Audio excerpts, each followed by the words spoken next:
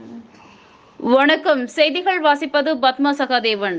ஒன்றிய அரசு கொண்டு வந்துள்ள 3 புதிய சட்டங்களை திரும்பப் பெற வலியுறுத்தி வழக்கறிஞர்கள் மன்னார்குடியில் ரயில் மறியல் போராட்டத்தில் ஈடுபட்டனர். ஒன்றிய அரசு இந்திய தண்டனை சட்டம், குற்றவியல் நடைமுறை சட்டம், இந்திய சாட்சிகள் சட்டம் ஆகியவற்றின் பெயர்களை சமஸ்கிருதத்தில் மாற்றம் செய்ததுடன் சட்டப்பிரிவுகளின் எண்களையும் மாற்றம் செய்துள்ளது.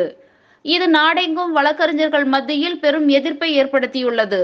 இதையடுத்து இந்த 3 சட்டங்களை திரும்பப் பெற வலியுறுத்தி நாடு முழுவதும் வழக்கறிஞர்கள் ஆர்ப்பாட்டம், நீதிமன்ற புறக்கணிப்பு போராட்டங்களை நடத்தி வருகிறார்கள். தமிழகத்தில் அனைத்து மாவட்ட நீதிமன்றங்களிலும் வழக்கறிஞர்கள் போராட்டம் நடத்தி வருகிறார்கள்.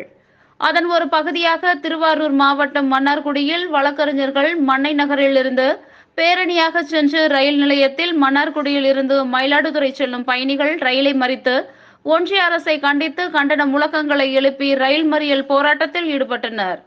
ஒன்றிய அரசு இந்த 3 சட்டத்தின் திரும்ப பெறாவிட்டால் வழக்கறிஞர்கள் தொடர் போராட்டத்தில் ஈடுபட போவதாக ஒன்றிய அரசிற்கு எச்சரிக்கை விடுத்துள்ளனர்.